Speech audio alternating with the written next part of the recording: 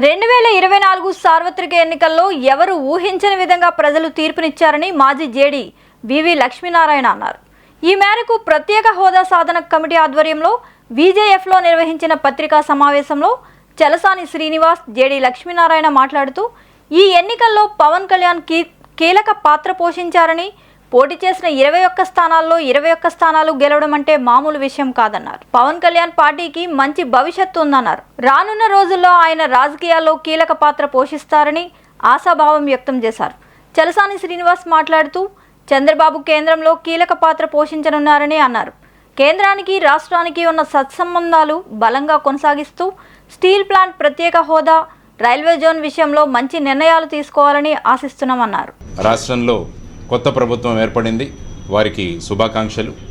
చంద్రబాబు నాయుడు గారికి, పవన్ కళ్యాణ్ గారికి మరియు భారతీయ జనతా పార్టీ అధ్యక్షురాలు పురంధరేశ్వరి గారికి, అదేవిధంగా కేంద్రంలో మూడవసారి ప్రభుత్వం ఏర్పాటు చేయబోతున్న ఎన్డీఏ ప్రభుత్వానికి, నరేంద్ర మోడీ గారికి కూడా శుభాకాంక్షలు.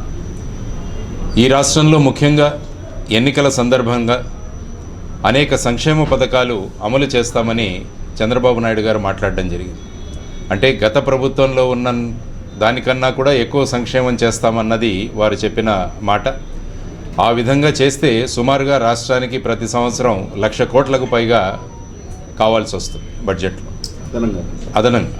అంటే ఈ విధంగా ఇంత ఆదాయం మరి రాష్ట్రానికి రావాలి.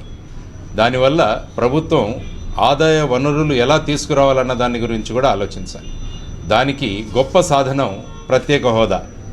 ప్రత్యేక హోదా కనుక తీసుకురాగలిగితే అనేక రాయితీలతో పాటు అనేక పెట్టుబడులు రాష్ట్రానికి వస్తాయి.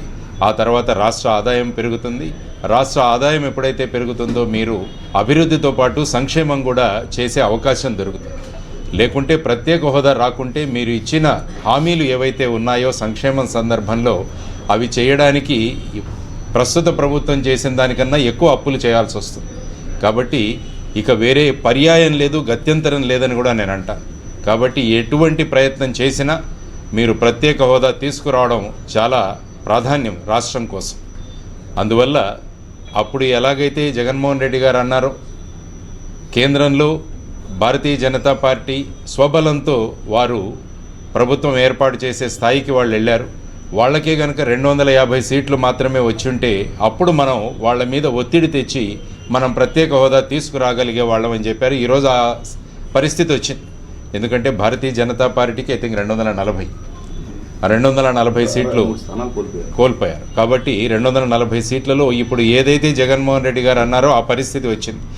కాబట్టి ఈ పరిస్థితిని రాష్ట్ర ప్రయోజనాల దృష్ట్యా కొత్త ప్రభుత్వం దీన్ని ఉపయోగించుకోవాలి. దీన్ని ఖచ్చితంగా మన ప్రత్యేక హోదా కోసం పోరాడాలి.